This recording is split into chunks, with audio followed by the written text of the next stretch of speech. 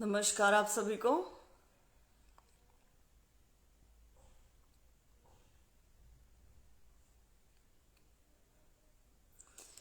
Hitesh Rao Yadav, good evening. Arun Sharma, good evening. Amar Amar Pawar, नमस्ते। Satya Prakash Yadav, good evening. Hitesh Rao, Vinay Sharma, Arun Sharma, Sandeep Sharma, Gulshan Swami, Rohit Kumar, NK Verma, Ravi Gujjar, Anil Sheoran, Vikas Jaglan, Chandrahas Shikara, Sandeep Machra, Savinder, Sachin Mann, Suresh Kumar, Gulshan Swami, Meeta Chaudhary, Arun Sharma, Pradeep Chaudhary, KC Jangra,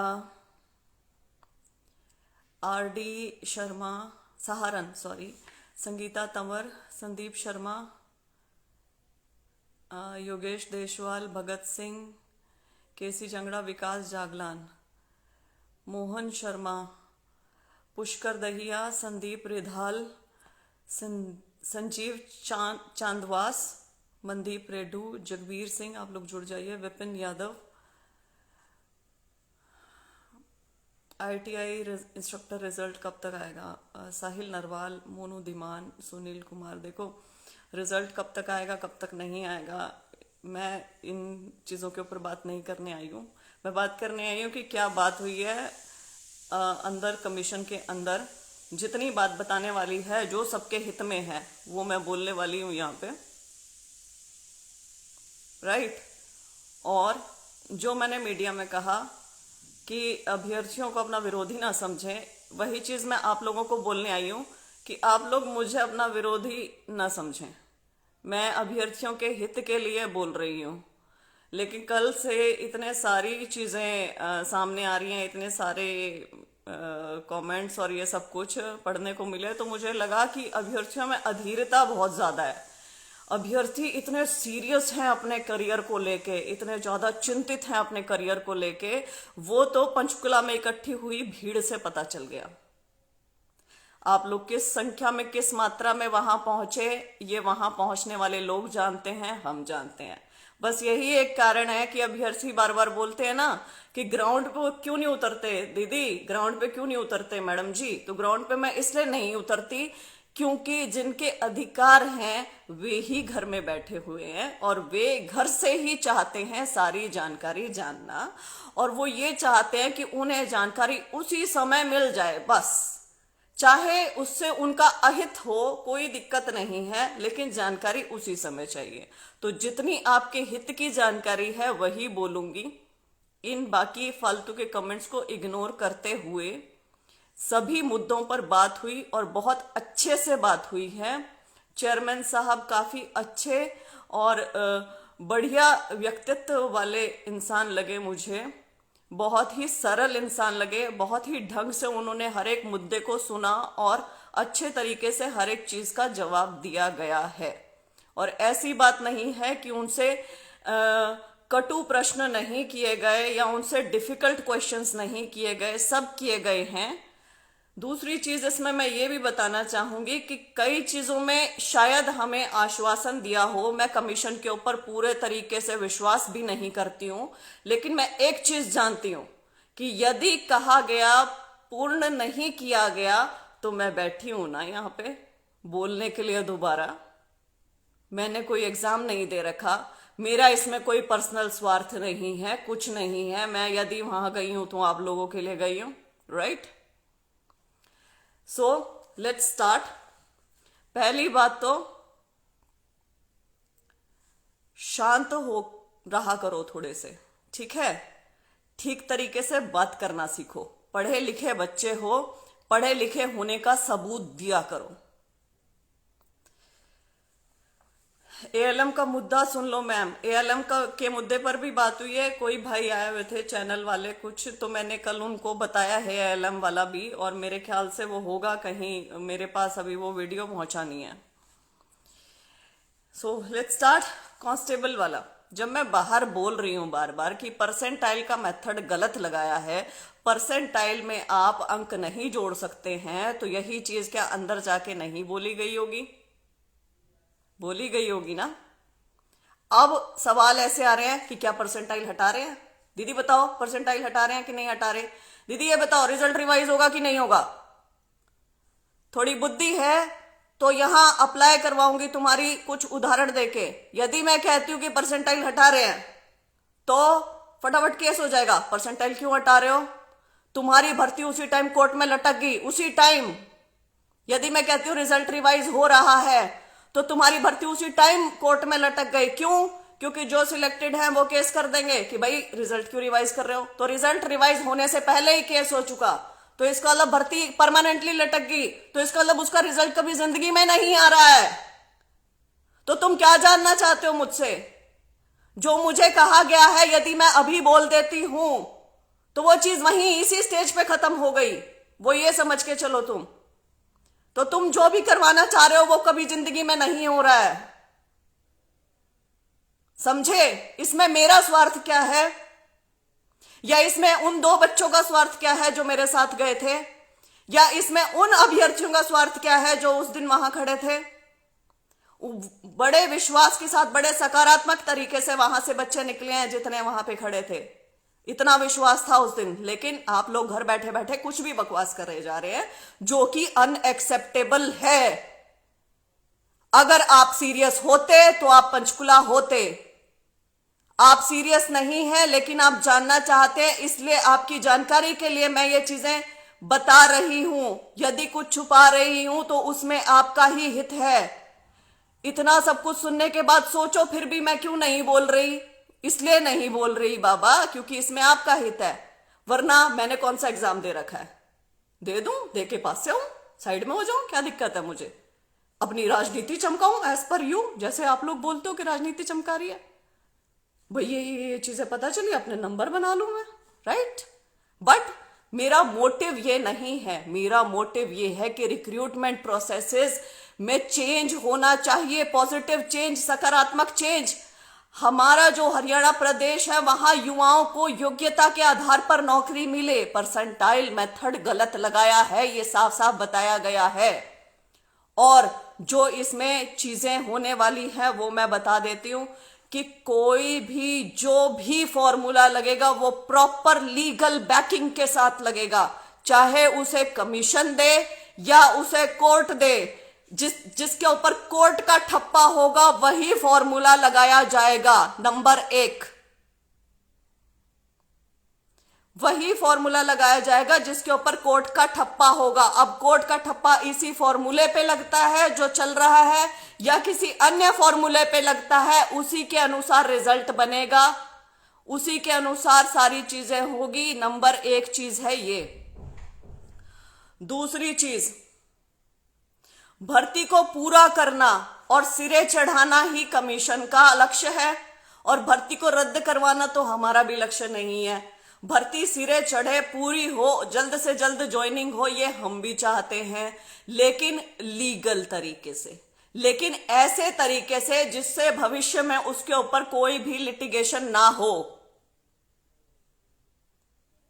ठीक, भविष्य में ऐसी लिटिगेशन ना हो कि सुप्रीम कोर्ट तक मामला लटका रहे और पीटीआई वाला हाल हो। ऐसी चीज नहीं होगी। राइट?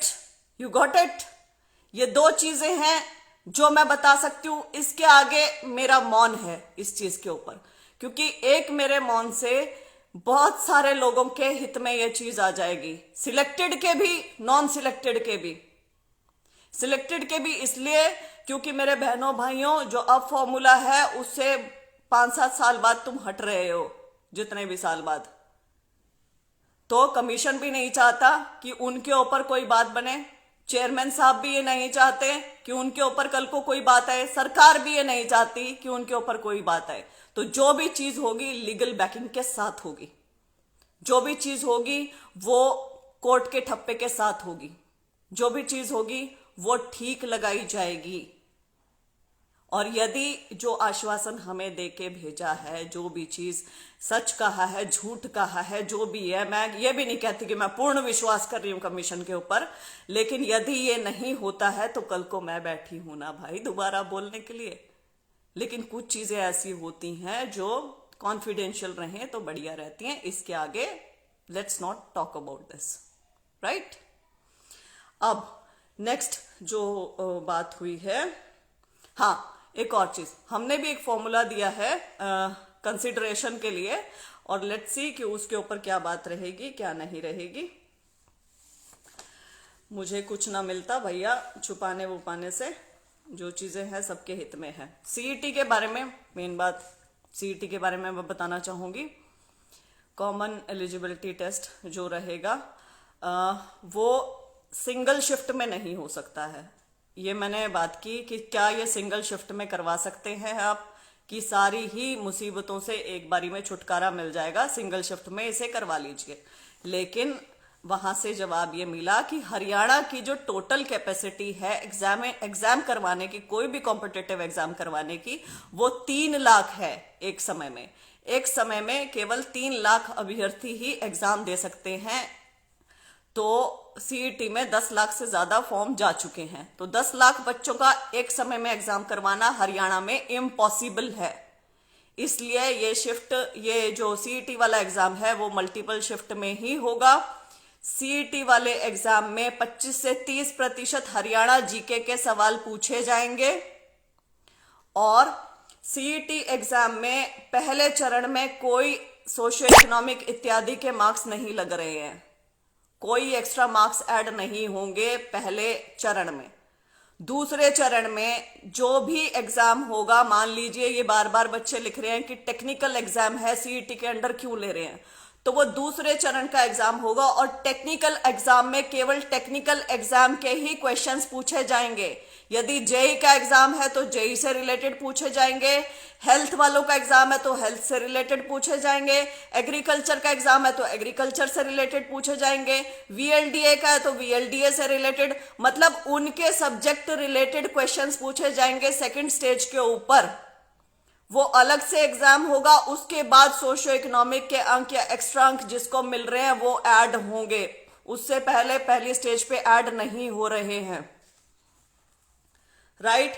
डिफाइंड सिलेबस की बात हुई। डिफाइंड सिलेबस में मेरा जो फोकस था वो रेलेवेंस ऑफ सिलेबस के ऊपर ज्यादा था, कि जैसे कांस्टेबल के एग्जाम में आईएएस के लेवल के क्वेश्चंस पूछे गए, तो वो ऐसा नहीं रहेगा। यदि 12वीं की कक्षा तक का एलिजिबिलिटी है तो 12वीं की कक्षा तक के ही सवाल पूछे जाएंगे डिफाइंड सिलेबस के ऊपर। वो अभी और भी चर्चा करेंगे, और मोस्ट प्रॉब्ली मुझे नेक्स्ट कोई मीटिंग करनी है और मैं इसके ऊपर और भी ज्यादा चर्चा करके आऊंगी, ठीक है। रेलेवेंस ऑफ एग्जाम के ऊपर पूर्णतः बात हुई है।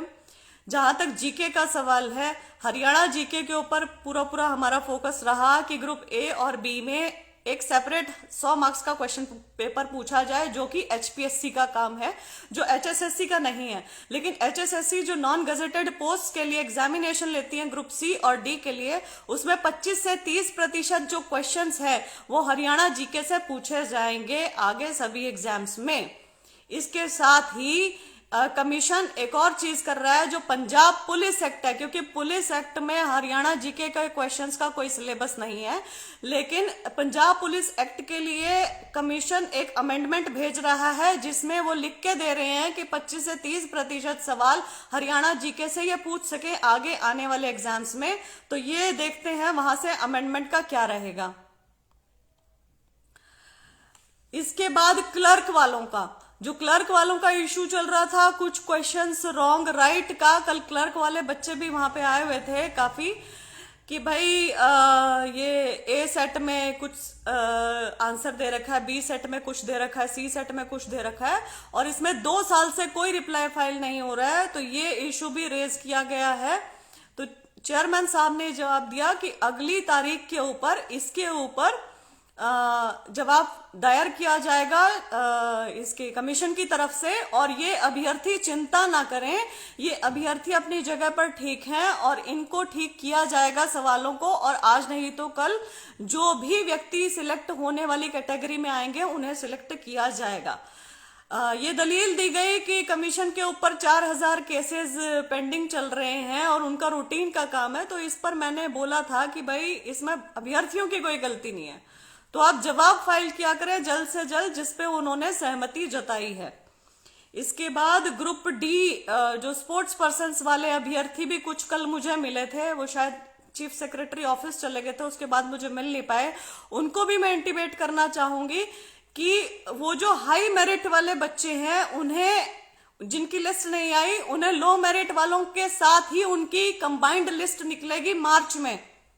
ये मुझे बताया गया है कि उन बच्चों को इग्नोर नहीं किया जा रहा है, वो अधीर ना हो और उनकी लिस्ट इन्हीं के साथ निकलेंगे, वो भी एलिजिबल हैं। इसके साथ ईडब्ल्यूएस सेंटर वाला जो प्रॉब्लम है कि कुछ बच्चों ने अपना जो इकोनॉमिक वीकर सेक्शन रिजर्वेशन का जो फॉर्म साथ में सेंटर का लगा दिया स्टेट की बजाय, तो ऐसे अभ्यर्थी जो गलत डॉक्यूमेंट्स लगा देते हैं, ईडब्ल्यूएस सेंटर का हो या बच्चे ने एससी कैटेगरी में भर दिया लेकिन एससी का सर्टिफिकेट नहीं लगाया, या बच्चे ने ओबीसी में भर दिया ओबीसी का नहीं लगाया, तो ऐसे अभ्यर्थियों का अब कैंडिडेचर कैंसिल नहीं होगा। ऐसे अभ्यर्थियों को जो अपने फॉर्म के साथ ये डॉक्यूमेंट्स लगाने भूल जाते हैं या गलत डॉक्यूमेंट्स लगा देते हैं, इन बच्चों को सबको जनरल कैटेगरी में कंसीडर किया जाएगा, इनका कैंडिडेचर कैंसिल नहीं होगा। इसके साथ जो सीईटी को एनटीए के अंडर करवाने की कवायद है, उसके ऊपर थोड़ा क्वेश्चन मार्क है। वो क्यों है, वो मैंने ही लगवाया है और उससे रिलेटेड कुछ प्रूफ्स हैं मेरे पास, जो मैं यहाँ सोशल मीडिया पर विद टाइम डाल दूंगी, और उन प्रूफ्स के साथ मुझे मिलना भी है कमीशन में।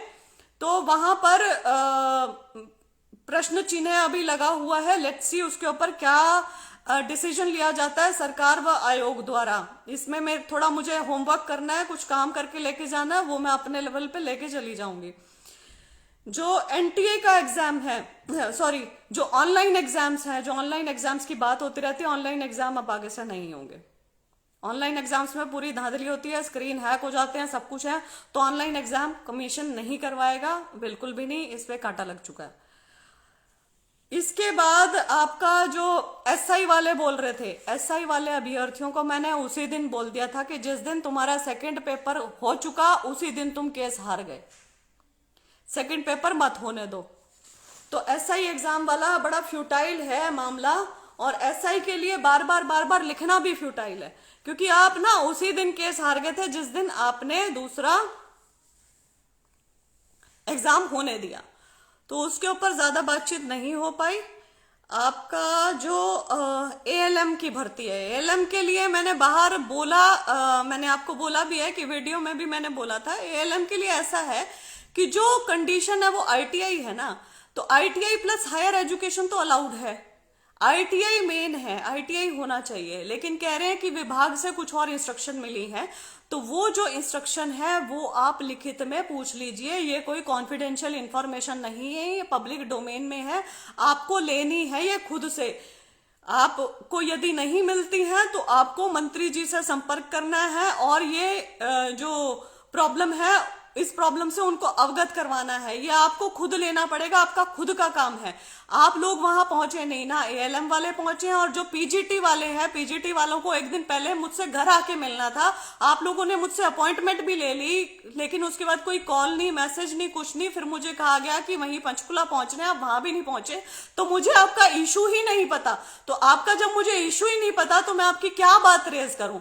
आप मुझे, जिन बच्चों ने, और वो बच्चे सुन रहे होंगे, I am very sure about it, और इसके बाद शायद इनका मैसेज भी आ जाए, जिन बच्चों ने मुझे घर मिलने के लिए मैसेज किया, इतने बड़े बड़े ईमेल किए ना, तो वो घर आके मिले, नहीं तो टेलीफोनिकली इन्फॉर्म करें मुझे, क्योंकि मेरे को एक और बार दोबारा एचएसएससी जाना है विद इन 10-12 डेज और 2 वीक्स। इसके साथ मैंने कल कुछ और चीजें साथ में बोली, क्योंकि देखो क्या होता है ना कि सारी गलती हमारी कमीशन की और सरकार की भी नहीं है, हमारी भी है। मुझे वहां पे भी कुछ चीजें पता चली। यदि मैं तुम्हें कुछ चीजें बताती हूँ कि भैया तुम ये गलती कर रहे हो, तो इसका मतलब ये नहीं है कि मैं किसी के इन्फ्लुएंस में आ गई हूँ, कि मैं तो भाई किसी और की भाषा बोलने लग गई हूँ या कुछ ऐसा है। तो इतनी बुद्धि तो रख सकते हो ना कि जो चीज बोलने लग रही हूँ, जो चीज बताना चाह रही हूँ, वो ध्यान से सुन लें कि दीदी क्या कह रही है। वहां से मुझे ये पता चला कि बच्चों को फॉर्म ही भरना नहीं आता है, अपने नाम की जगह अपने फादर का नाम लिख देते हैं, अपने रोल नंबर तक नहीं लिखने आते। अब रोल नंबर छपे छपाए इसलिए देने लगे हैं। तो जिस अभ्यर्थी को अपना रोल नंबर नहीं लिखना आता, अपने नाम की जगह अपने पिता का नाम लिख रहा है, तो क्या ऐसे अभ्यर्थी को नौकरी करने का अधिकार है? यदि ये चीज मैं बाहर आके बोल रही हूं तो क्या मैं उनकी जुबान बोलने लग गई या मैं किसी और की जुबान बोलने लग गई? इतनी ही बुद्धि है तुम्हारे अंदर। तो मुझे ये नहीं तुम्हें बताना चाहिए कि फॉर्म तुम ढंग से भरा करो। यदि तुमसे ईडब्ल्यूएस स्टेट का मांगा है और तुम सेंटर का लगा रहे हो तो इसमें गलती कमीशन की है कि तुम्हारी है। यदि तुमने एससी कैटेगरी में भर दिया लेकिन एससी का सर्टिफिकेट नहीं लगा रहे हो तो इसमें गलती कमीशन की है कि तुम्हारी है। यदि तुम फॉर्म भरने में गलती कर रहे हो, सीएससी सेंटर को भूल जाओ, उसके ऊपर मत डालो तुम ये सारे ब्लेम। यदि तुम फॉर्म भरने में गलती कर रहे हो तो ये गलती तुम्हारी है। और यदि ये चीज नहीं मुझे पता चल रही है अंदर कमीशन से तो मैं तो तुम्हें बताऊंगी कि भैया फॉर्म ढंग से भरो, वरना वो फॉर्म गलत भरने का खामियाजा तुम ही भुगत रहे हो बहुत बुरे तरीके से। तो ये तुम्हारे हित की बात हुई कि किसी और के हित की बात हुई? सतीश जी, मैं आपकी बातों का बाद में जवाब दूंगी, क्वेश्चंस में बाद में लूंगी। मैं क्या कह रही हूं, तो फॉर्म ढंग से भरो भाई। जो जो आपसे डॉक्यूमेंट्स मांगे हैं वो ढंग से लगाओ, डॉक्यूमेंट्स अच्छे तरीके से लगाओ वो डॉक्यूमेंट्स। क्या तुम कुछ भी उठ के लगा देते हो और फिर उसके बाद कमीशन को दोष देते रहते हो? बिल्कुल भी अननेसेसरी दोष किसी को नहीं देना है, ठीक है? अपने नाम की जगह अपना नाम लिख के आओ, अपने पिता का नाम लिख के आ रहे हो। चीजें दिखाई हैं मुझे मेरी आंखों के सामने, तो मैं कैसे झुटला दूं? बच्चों ने हाइट बढ़ाने के लिए आपने मुझे हाइट के इतने सारे इश्यूज दिए और मैंने आपके ऊपर विश्वास करके कितने सारे इश्यूज उठाए भी, और मैं ये भी जानती हूँ कि जेन्युइन इश्यूज भी होंगे उसमें। लेकिन ऐसे ऐसे बच्चे विग लगा रखी है, ऐसे ऐसे बच्चे चेयरमैन साहब ने खुद दिखाया है फोन के अंदर, ऐसे ऐसे बच्चे कि पैरों में इंजेक्शन लगा लगा के जा रहे हैं ताकि पैर सूज जाए और हाइट बढ़ जाए। अपना सिर दीवार में देके मार रहे हैं कि सिर सूज जाए ताकि हाइट बढ़ जाए। इसमें मैं तुम्हारा साथ क्यों दूं जहां तुम गलतियां कर रहे हो? तुम्हें बताऊंगी ना मैं कि ये चीज तुम गलत कर रहे हो। गलत तो भैया गलत ही है, चाहे वो कमीशन करे चाहे वो अभ्यर्थी करे, तो गलत के खिलाफ ही बोलने का जागरूकता यही है। तो जागरूक सिर्फ उन्हें नहीं, जागरूक तुम्हें भी होना है, राइट? दोनों तरीके से होना है। खैर, इसके साथ मैं एक और चीज बोलना चाहूंगी। मेरे साथ 2 अभ्यर्थी गए, ठीक है? एक उनमें से अल्टीमेट सिलेक्टेड अभ्यर्थी है, दूसरी एक लड़की है। कल गिनती की 3 लड़कियां पहुंची हुई थी, केवल 3 फीमेल कांस्टेबल के लिए। इतने सारी अभ्यर्थी आवाज लगा रही हैं, सब कुछ गुहार लगा रही हैं, लेकिन पहुंची वहां पे केवल 3। अब उनमें से एक लड़की यदि बोलते बोलते ब्लैकआउट हो गई किसी भी चीज में तो क्या तुम उसका मजाक उड़ाओगे? तुम्हारा अधिकार बनता है ये करने का। उस बच्ची का मैं नाम नहीं लेती, छोटी बहन जैसी है मेरी, लेकिन आप ये सोचो कि इतनी हिम्मत तो है उस लड़की में कि अधिकारों के लिए लड़ रही है। इतनी हिम्मत तो है उस लड़की में कि जो भी कन्विक्शन, जो भी अपने लिए लड़ रही है, अपने लिए बोल रही है। इतनी हिम्मत तो है उसमें कि कैमरे के आगे आ रही है, खड़ी हो रही है, माइक के ऊपर बोल रही है। तुम में से किसी में हिम्मत है तो तुम इतनी ऑडेसिटी तो रखो कि किसी की रिस्पेक्ट कर सको। बोलते बोलते कोई भी ब्लैकआउट हो सकता है भाई, तो तुम मजाक उड़ाओगे? अपनी बहन बेटियों का उड़ाते हो ऐसे, तो तुम उस लड़की के बारे में ऐसे बोलोगे? इतना गलत लगा मुझे, इतना गंदा लगा। बहुत सारे मुझे स्क्रीनशॉट रिसीव हुए जहां दिखा रहे हैं, मुझे बताया जा रहा है मुझे। क्यों भाई, किस लिए? सम्मान करना सीखो, महिलाओं का ही नहीं हर एक इंसान का सम्मान करना सीखो, हर एक व्यक्ति का सम्मान करना सीखो। पढ़े लिखे हो, पढ़े लिखे होने का सबूत दो।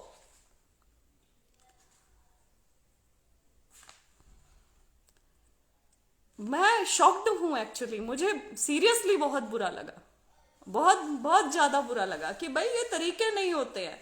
आपके लिए कोई बोल रहा है, आवाज उठा रहा है, आपके लिए छोड़ो, वो अपने लिए बोल रही है, आवाज उठा रही है, छोटी बात है क्या? आपने कितनी उठाई अपने लिए आवाज? आप कितना बोले जाके किसी भी टीवी चैनल पे, माइक के आगे या कुछ भी? इसमें राजनीति होगी, इसमें नेतागिरी होगी। ये है, आप हिम्मत दिखाओ, आप राजनीति करो, आप नेतागिरी करो, किसने रोका है? खुला मैदान है, आ जाओ, बोलो। जब आप एक सीमा पे पहुंच जाते हो ना, जब अति हो जाती है किसी चीज की, जब सहन शक्ति से ऊपर चली जाती है बात, तब इंसान बाहर निकल के आता है, तब आके बोलता है। वरना अपने कंफर्ट जोन में कोई नहीं बोलता। अपने कंफर्ट जोन में सब अपने अपने घर बैठे हैं, ठीक मजे से, 2 रोटी सबको मिल रही है, बढ़िया। लेकिन जब यहां से भर जाओगे ना बहुत अच्छे से, जब चीजें यहां तक भर जाएंगी ना, तब अपने आप बोल निकलते हैं, फूटते हैं अपने आप, तब अपने आप इंसान बोलने लगते हैं। तो जो भी ऐसा करता है ना, अप्रिशिएट दैट एफर्ट, तो रिस्पेक्ट दैट पर्सन। तो आप पढ़े लिखे हो तो अपने पढ़े लिखे होने का सबूत दो, किसी बच्चे का मजाक मत उड़ाओ। मुझे आदत हो गई है, कोई दिक्कत नहीं, लेकिन किसी को जबरदस्ती ऐसे टेंट मत करो। क्लर्क के सपोर्ट के लिए शुक्रिया काला कुमार, थैंक यू ब्रदर, और शुक्रिया इसके लिए मत करो, ठीक है। ये बोलती हूँ ना रिक्रूटमेंट एक्टिविस्ट, तो ये मेरा काम है। HCS any update? HCS देखो, HCS HPSC कंडक्ट करवाता है, HSSC नहीं। तो कल HSSC में मुलाकात थी, और HPSC का जहां तक इशू है वो मैं रेस करके रखूंगी। वो मैंने कल भी बोला है, न्यूज चैनल में, अखबार में, हर जगह बोला है। मैम HSSC क्लर्क वेटिंग कब तक क्लियर होगी? देखो मामला है कोर्ट में, कोर्ट से वहां पे क्लियर होगी तो HSSC रिकमेंडेशन लिस्ट भेज देगा। बहन जी सेंटर EWS वालों का क्या हुआ? सेंटर EWS वाले जनरल कैटेगरी में कंसीडर किए जाएंगे, उनका कैंडिडेचर नहीं कैंसिल होगा। Male constable any update? Deepak Mehra, जो भी फीमेल कांस्टेबल में लगेगा वही मेल कांस्टेबल में लगेगा, सब लीगल बैकिंग के साथ होगा। ये मैंने वीडियो की शुरुआत में बोल दिया है। Same, keep doing good job, thank you very much. Mukesh Ghotar, thank you भाई। DC रेट वाले का क्या होगा? DC रेट वालों पे कोई बात नहीं हुई है हमारी। कांस्टेबल रिजल्ट, जोगिंदर नैन, वीडियो की शुरुआत में पढ़ लेना, सुन लेना। पिछली भर्तियों की डिटेल रिजल्ट की जांच भी होनी चाहिए, जैसे ग्रुप D 2018। ये अलग इशू है, पिछली भर्तियों की जो जांच होनी चाहिए ना, वो मैंने आपको पहले भी कहा था। विकास शर्मा 2201/2014 CWP के साथ आप डिटेल रिजल्ट मांगे। VLDA केस वालों का मैम प्लीज आप पर्टिकुलर क्वेश्चन पूछें, क्या पूछना चाह रहे हैं? CET कब होगा मैम? मोहित पराशर, CET देखिए इन्होंने अप्रैल में कहा है कब होगा, तो लेट्स सी अप्रैल तक होता है कि नहीं होता। बाकी इसके ऊपर अभी मैं कोई टिप्पणी नहीं करूंगी। CET में काफी सारी चीजें हैं। हाँ, CET में जो ओवर एज वाला मुद्दा है, सॉरी मैं वो बताना भूल गई थी, ओवर एज वाले कैंडिडेट्स को मौका मिलेगा CET का फॉर्म भरने का। ये स्पेसिफिकली बात हुई है चेयरमैन साहब से, और उन्होंने कहा कि लास्ट के 1 वीक CET का जो फॉर्म है उसको एक्सटेंड किया जाएगा ओवर एज कैंडिडेट्स के भरने के लिए। इसलिए आप वो चूकिएगा मत मौका, जब भी ये निकलेगा आप लोगों को भरने का मौका मिलेगा फॉर्म, और आप भर दीजिएगा। दूसरी चीज, जिसने भी ये फॉर्म नहीं भरा है CET का वो भर दें, क्योंकि उसके बाद कोई चीज नहीं चलेगी कि भाई मैं नहीं भर पाया, मैं वहां था, मैं यहाँ था, मेरे घर शादी थी, फलाना था, ढिमका था, ये कुछ नहीं बाद में एंटरटेन होगा। आपको एक बार ये फॉर्म भरना है, यदि आपको एग्जाम देना है, और एग्जाम के बाद ही वो सेकंड स्टेज में बाकी दूसरे एग्जाम्स हो रहे हैं। बहन जी आपका नंबर जी राधेश्याम नहीं दे सकती हूँ भाई मैं ऐसे नंबर। आपको जो भी बात करनी है, जो भी है वो आप ईमेल कीजिए मुझे, shwetasinghul@gmail.com, SHWETASINGHDHULL all in small letters @gmail.com। Jitendra, extra marks की बात हुई मैम? सभी बात हो चुकी है मेरे भाई, और वीडियो की शुरुआत में आप सुन लेना ये चीज़, ठीक है। एक्स्ट्रा मार्क्स के बारे में मैंने अखबार में भी मुखरता से बोला है कि रिजर्वेशन सारी ऑलरेडी संविधान दे चुका है, तो एक्स्ट्रा मार्क्स गलत हैं, ये नहीं होने चाहिए। और ये पॉलिसी मैटर है, ये कमीशन नहीं डिसाइड कर सकता, कमीशन के हाथ में नहीं होता है। तुम थोड़ी सी पॉलिटी पढ़ लो, तुम्हें समझ में आ जाएगा कि एक होता है लेजिस्लेटिव, एक होता है एग्जीक्यूटिव, एक होता है जुडिशरी।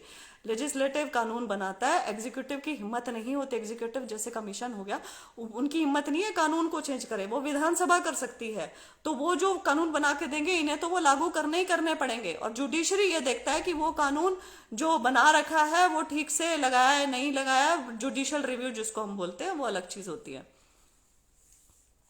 सीईटी में कितने नंबर वाला पास होगा, बता भाई कितने नंबर वाला होगा, क्या मतलब है ये कितने नंबर वाला पास होगा। केसी जांगड़ा।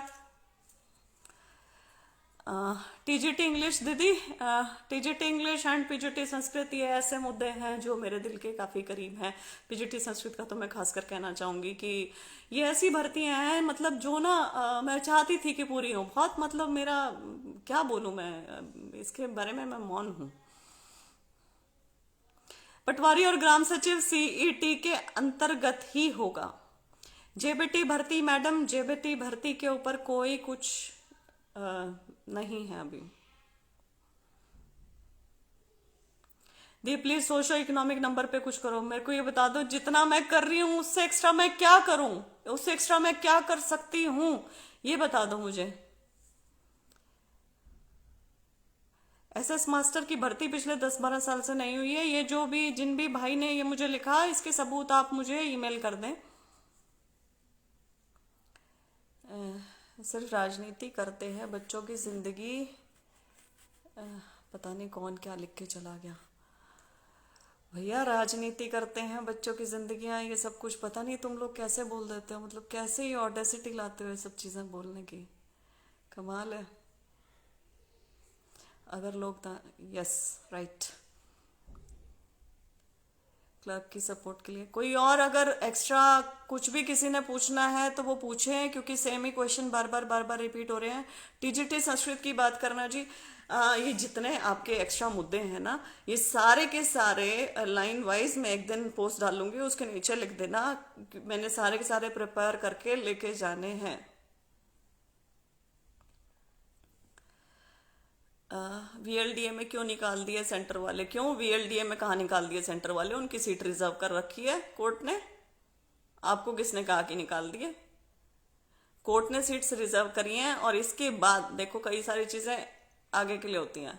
मैंने पहले भी कहा था कि कोर्ट जब भी केस हो तो पिटिशनर बन जाया करो, क्योंकि जो लड़ता है कई बार उसी को ही उसका फल प्राप्त होता है। कोर्ट भी कई बार उनको ही रिजल्ट देता है जो उसको अप्रोच कर रहा है। जो नहीं कर रहा तो कोर्ट कई बार ये समझता है कि भाई वो अपने फेट से रेडी हो चुका है, राजी है वो जो उसके साथ हुआ।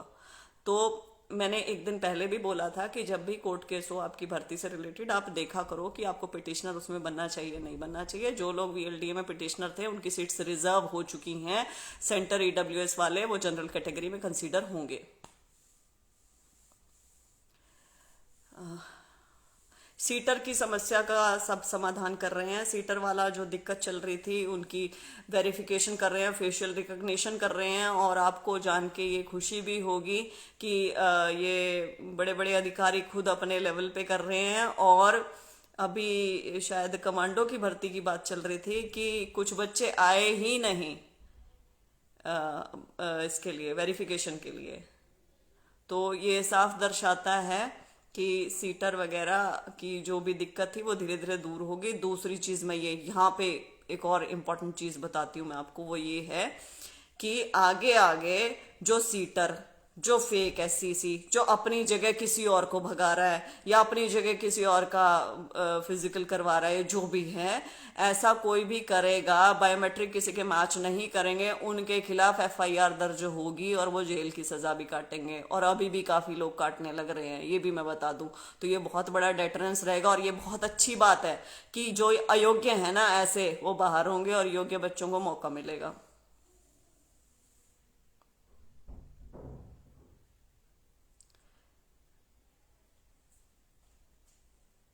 एचएसएससी मेल कांस्टेबल कब तक रिजल्ट आएगा? एचएसएससी मेल कांस्टेबल के रिजल्ट की कोई जानकारी नहीं है कब तक आएगा। मैंने वीडियो की शुरुआत में जो भी बोला है उसे दोबारा ध्यान से पढ़ लेना, सुन लेना। क्लर्क वेटिंग ज्वाइनिंग पे कुछ एफर्ट करो मैम। एक बात बताओ, इससे ज्यादा क्या एफर्ट करें? आपकी भर्ती कोर्ट में है भाई, कोर्ट को जाके मैं नहीं बोल सकती हूँ कि भर्ती फटाफट कर दो। तो कोर्ट में जब आप दाखिल होगा कोर्ट से फिर ऑर्डर आएगा, जो ऑर्डर आएगा उसको HSSC इम्प्लीमेंट करेगा, जैसे भी है ये ऐसे प्रोसेस चलेगी। ठीक है, अल्टीमेट प्रोसेस ऐसे रहेगी। पीजीटी एग्जाम मैम, पीजीटी वालों से मैं थोड़ी सी नाराज हूं। पीजीटी वालों ने कहा था कि दीदी आपसे मिलना है। पीजीटी वालों को मैंने कहा भाई ये मेरे घर का एड्रेस है, आ जाना। पीजीटी वाले पहुंचे नहीं उस दिन, मुझे कोई इंटीमेशन नहीं मिला, तो मैं नहीं जानती आपका क्या मुद्दा था। मुझे इतना पता था कि कुछ सीट्स हैं बची हुई। अब इतने सारे मुद्दे आ जाते हैं तो मुझे ध्यान नहीं रहता, और मैंने ये बता दिया था कि कल को मैं पंचकुला जा रही हूँ, लेकिन वहां पे भी कोई नहीं पहुंचा।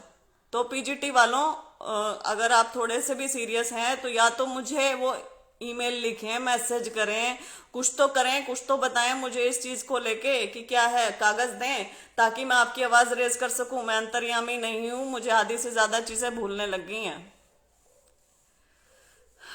डिटेल्ड रिजल्ट की जहां तक बात है, डिटेल्ड रिजल्ट के लिए मैंने आपको बोला है, बाकी मैंने कमीशन को बोला कि डिटेल्ड रिजल्ट के लिए थोड़ी सी ये है कि डिटेल रिजल्ट के लिए अभी हमें कोशिशें करनी पड़ेंगी। आरटीआई लगा के विकास शर्मा CWP 2201/2014 लगा के ये चीज़ें लेनी पड़ेंगी, और विद टाइम आई होप कि डिटेल रिजल्ट खुद से देने लगेंगे। कृष्ण खोखड़ परसेंटाइल मेथड जो लगाया बिल्कुल गलत है, ये चीज़ साफ साफ बता दी गई है। जो बोला है वीडियो की शुरुआत में देख लेना। मेरे ख्याल से अब सेम ही क्वेश्चन बार बार रिपीट हो रहे हैं, तो यहीं पे ही हम अपना एंड करते हैं। अंत में मैं आपको ये कहना चाहूंगी कि युवाओं के ना, हमारे हरियाणा में बेरोजगारी चरम सीमा पे है। हम नंबर 1 है बेरोजगारी में। बच्चों को रोजगार चाहिए और हर कीमत पे चाहिए। तो जो हर कीमत के चक्कर में ना बहुत गलत गलत तरीके अपना भी रहे हैं बच्चे, तो उन बच्चों को कहना चाहूंगी कि जो गलत तरीके अपना रहे हो वो छोड़ दो, मेहनत करो, अपनी योग्यता के बल पे नौकरियां लो, योग्यता के बल पे भी नौकरियां मिल सकती हैं। ठीक है। दूसरी चीज, यदि कोई भी दिक्कत होती है, कोई भी परेशानी होती है, कहीं पे भी कोई भी प्रोसेस गलत है, तो उसको बोलना सीखो, मुखरता से, डरो मत। उस चीज को कहना सीखो, अपने अधिकारों के लिए लड़ना सीखो, अपने अधिकारों के लिए आरटीआई लगाओ, जाके मिलो, इकट्ठे हो, धरने प्रदर्शन यदि करने पड़े तो वो भी करो, सीएम साहब तक से जाके आप गुहार लगाओ, जो भी कर सकते हो। और जो आपके लिए आवाज उठाता है इंसान, मैं हूं, तो मैं पक चुकी हूं। मैंने इतने साल तैयारी की और उसके बाद मुझे जाके समझ में आया कि गलत हो रहा है, बहुत ज्यादा मेरे साथ गलत हो रहा है, तो मैंने सबसे पहले अपने लिए आवाज उठाई। Then I came to know कि सबके साथ गलत हो रहा है, तो मैंने सोचा कि अपने साथ साथ मैं सबकी आवाज क्यों ना उठाऊं, क्योंकि मुझे लीगल नॉलेज भी है, क्योंकि मुझे जो ऑफिसेज में कार्य होते हैं उनकी नॉलेज भी है, क्योंकि मुझे बहुत सारी चीज़ों की मैं आप कह सकते हो नॉलेज है, काफ़ी सारी चीज़ों की। तो मुझे लगा कि शायद मेरी इस नॉलेज का फ़ायदा बच्चों को हो जाए। तो तुम इस चीज़ को राजनीति वाजनीति ये करके डिस्ट्रॉय मत करो। Do not destroy this thing, right? If I am doing something then I am doing something for the betterment of youth of Haryana.